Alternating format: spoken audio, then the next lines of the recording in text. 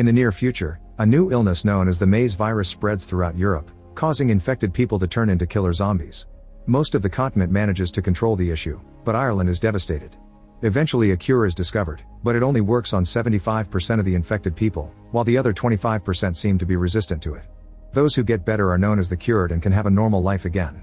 The ones who stay infected are known as the resistant and kept in captivity, although the general public thinks they should be killed to avoid a new outbreak. The cured are still able to remember the days they spent as zombies and the horrible things they did, so many of them have to deal with serious PTSD. Senan is currently having bloody visions of his past, so he runs to check himself in the mirror. There are some veins on the corner of his eye, which are the mark of a cured person, and this helps him calm down. Soon his cured friend Connor comes to check on him and they both agree they don't think life will truly go back to normal. Later Senan sees Sergeant Cantor, his rehabilitation officer. Senan shares that he was infected for 4 years and that he has nightmares, but Cantor sees this as a good thing because he believes the cured should always remember how much suffering they caused. He then announces that Senan will be taken in by his sister-in-law Abigail, which is very surprising. People still see the cured as dirty and dangerous, so they don't want them in their houses. Usually they end up in accommodation centers.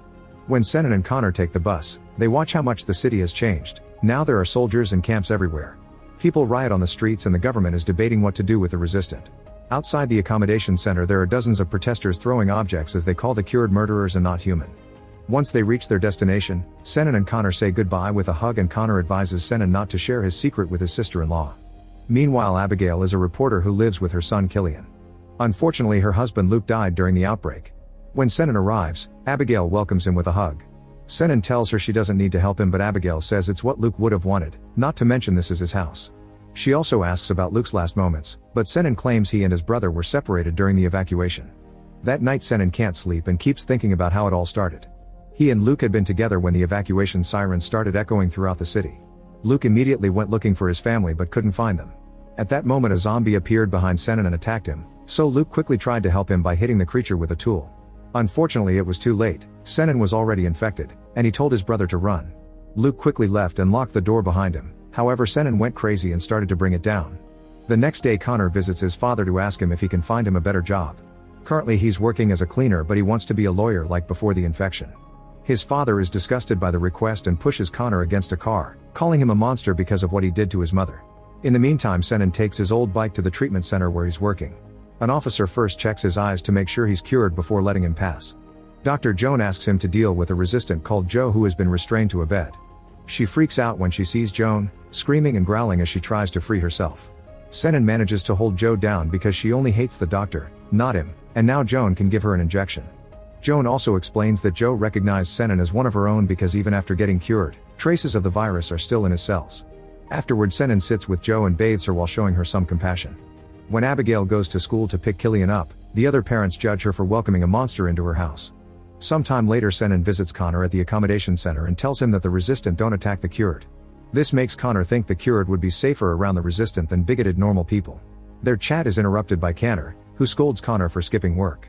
Connor explains he isn't a cleaner, so Cantor has to remind him things have changed and they must play by the new rules. Cantor also tells Connor not to contact his family anymore because they don't want him back in their lives. Hearing this makes Connor snap and attack Cantor, who immediately smashes Connor on the table and throws him on the floor. Senan wants to help his friend but two armed men hold him back. That night Senan dreams about being a zombie and attacking a child. When he wakes up, he finds bigoted graffiti on the front door. Meanwhile Joan is horrified to learn that the government will start killing all the resistant, promising they'll be gone by the end of the week. At the same time Connor approaches Abigail and introduces himself as Senan's friend. Abigail is friendly toward the cured and asks him about his experience, so Connor explains how hard it was to be trapped inside his own body and how it was impossible to resist the bloodthirst. At the treatment center, Senan keeps helping Joan work on a cure by handling Joe. During his break he notices two soldiers entering the building where the resistant are kept. Suddenly he hears a woman growling, so he follows the noise into a cell. There a soldier is keeping a female resistant down while the other soldier is peeing on her legs. A furious Senan tackles the man, who uses his soldier training to easily overpower Senan and push him against the wall. The resistant uses the distraction to free herself from the soldier's hold and starts chasing him through the corridors. The other soldier immediately takes out his gun and shoots her. Senan is devastated to watch her die, but the soldier says she was going to die anyway. While riots on the streets get worse, Joan appears on the news. She defends the resistance rights and swears she only needs a bit more time to find a better cure. The hostess disagrees, saying that killing the resistant is a merciful act to protect society. Hearing this, Connor points out that the government will come after the cured next and they must stop them. Later Connor takes Senan to the basement of the accommodation center where rebels have formed the Cured Alliance to fight for their rights. They get a bunch of Molotov bombs ready and Connor tells Senan they'll only be targeting empty homes. That night the rebels visit a bunch of different houses belonging to the soldiers and set them on fire. At the same time Abigail is woken up by a call from her boss who wants her to cover the incident, so she gets to notice that Senan isn't in his room. The next morning the news talk about the Cured Alliance and call them a terrorist organization. Senan is shocked to hear a man did die during the bombing. Now any person protesting in favor of cured rights gets arrested. Later Senan keeps having flashbacks and seeing himself as a zombie. A memory reveals that it was Connor who bit Senan and Luke tried to make his brother see reason, only for Senan to attack him and kill him in the same house Abigail is living in now. One afternoon in the doctor's office, Senan finds a picture of Joan and Joe together. It turns out they were a couple and found the cure together before Joe was infected. When he goes home, Abigail asks him if he's been attending Cured Alliance meetings since he leaves the house every night, but he denies it. Then she shares how horrible it was to come home and find her husband's dead body on the floor. To distract her from the pain, Senan takes Abigail and Killian to a spot outside the city with a wonderful view. He explains he and Luke came here all the time when they were kids.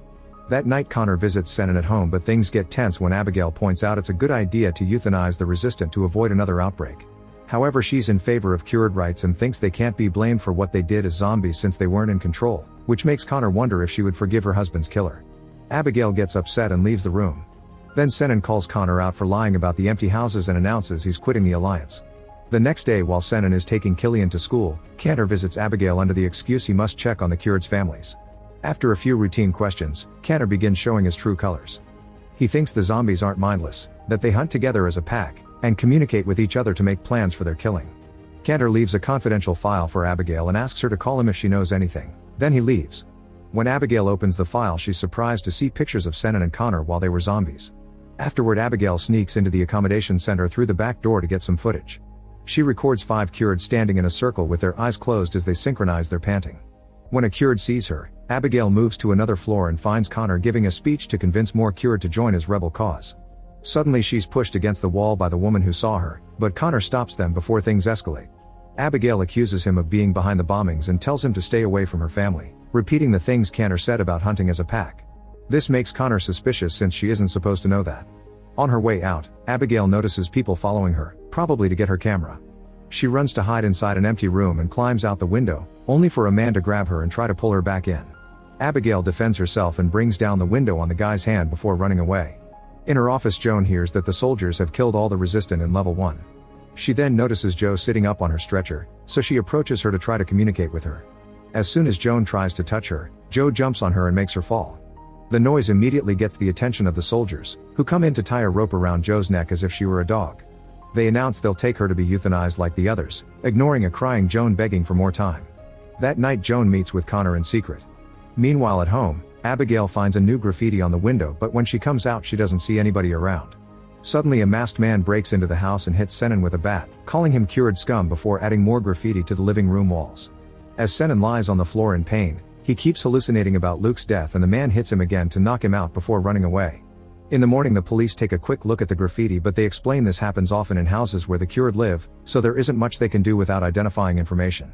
Then Senan goes to see Connor and tells him he was right, so he wants to join the alliance again to protect his family.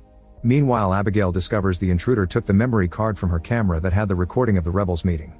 Thinking someone from the alliance did this, Abigail calls Connor and tells him Connor is planning something. At the accommodation center, Senan joins an alliance meeting and is surprised to see Joan there. They're making a plan to save Joe but Senan doesn't want to get any guards killed. Suddenly they hear some noises and discover that the soldiers are raiding the building, aggressively beating anyone that resists. Connor and the rebels immediately run away, but Senan refuses to follow them and the soldiers quickly catch him. They ask him some questions yet Senan stays silent. Moments later Connor finds Abigail with Killian at the park and tells her that Senan killed Luke, showing her the scar Luke left on his neck when he tried to save his brother. Meanwhile Connor tries to interrogate Senan and even offers protection for his family but Senan still refuses to talk. Since there isn't enough evidence Senan is released. On his way out, a cured brings him a message from Connor about the next meeting. When Senan gets home Abigail demands the truth, so he finally tells her that he killed Luke. Abigail is upset because he lied to her and kicks him out as she screams in tears. That night Senan meets with Connor, who explains he told Abigail the truth because Senan had to learn that even those who appear to be nice can turn against the cured. This makes Senan realize Connor hasn't had nightmares. At that moment they're found by Connor, who now has enough proof to link them to the bombings. Senan cooperates and handcuffs himself, But Connor grabs a broken bottle and jumps on Connor to brutally stab his neck multiple times until the sergeant is dead. Then Connor grabs Connor's gun and points it at Senan because it was him who tipped Connor off. Senan explains he couldn't let Connor keep on hurting people. At that moment they hear sirens coming and Connor says the plan is already in motion before running away. The next day the cured sneak into the treatment center by using doctor uniforms Joan got them. They stab the guards before going to the control room, where Joan uses her password to unlock Joe's cell. Suddenly a cured rebel makes her step back under threat and opens all the other cells too, ignoring Joan's protests.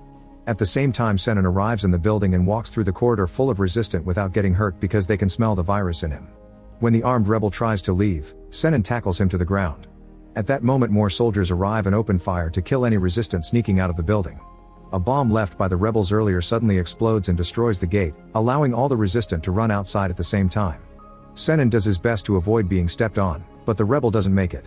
After all the resistant are gone, Senan looks up and is shocked to see Joe still in her cell. He runs away as well and outside the building he finds the zombies attacking the soldiers to feed on them. Back to Joan, she also notices that Joe didn't leave and goes to sit next to her.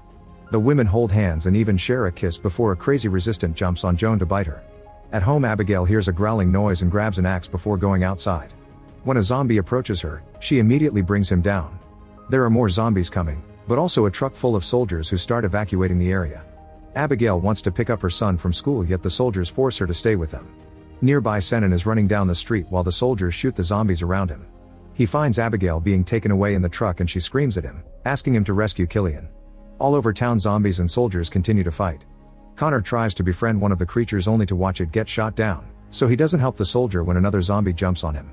The evacuated citizens like Abigail are taken to a quarantine camp but the cured aren't allowed in. Senan runs through all the chaos and makes it to the school, where kids are following a soldier and the teacher is being eaten by a zombie. He shouts Killian's name until he finds him hiding nearby, then he picks the boy up and starts running without noticing Connor watching him. A few blocks later Connor shows up with a zombie that wants to take Killian. Senan makes the boy run away while tackling the zombie to the ground to buy some time. More zombies appear to chase after a running Killian while Connor hits Senan from behind with a pipe to keep him from following them. When Senan gets up and tries to leave anyway, Connor hits his legs before straddling him to beat him up. The soldiers nearby are still shooting at the zombies and a stray bullet strikes Connor, bringing him down. Senan has the chance to finish him off but at that moment he hears Killian's voice crying for help, so he runs to save his nephew instead. The kid is hiding under a car and the zombies are reaching out for him, so Senan has no choice but to beat them up with a pipe. Then Senan picks Killian up and on their way out, he notices Connor is gone. At the quarantine zone Abigail tells a guard that the cured should be allowed in and spits on the man, who punches her stomach in return. This makes the cured go crazy and they push in to enter the safe zone. While everyone is distracted, Abigail sneaks into a building and takes the stairs to escape. After walking for a while, she's shocked to find a dead soldier on the ground.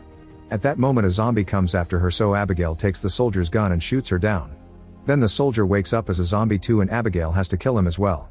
At the treatment center, Joe stares at Joan's body for a while before finally leaving the building. It's dark outside when Abigail finally returns home. Senan also arrives with Killian, who runs to hug his mother. Suddenly a zombie jumps out and quickly bites Killian before Senan jumps on him to furiously beat him to death as he screams in frustration. Afterward Abigail considers killing her son before he transforms, but Senan takes Killian from her. He says that he'll keep his nephew safe until he can get the cure, then they leave and Abigail is left grieving alone. Sometime later the news announce order has been restored but now there are 8,000 zombies in captivity. The government is still killing the resistant claiming it's the only way to get rid of the virus for good. The streets are covered with posters of Connor, who has become the face of the rebels. Abigail is worried about her son, but she smiles when she hears in the news that a small group of infected people are on the run in the countryside. Senan and Killian are part of that group and doing their best to survive. Make sure to subscribe and turn on notifications so you can watch more videos like this. Thanks for watching.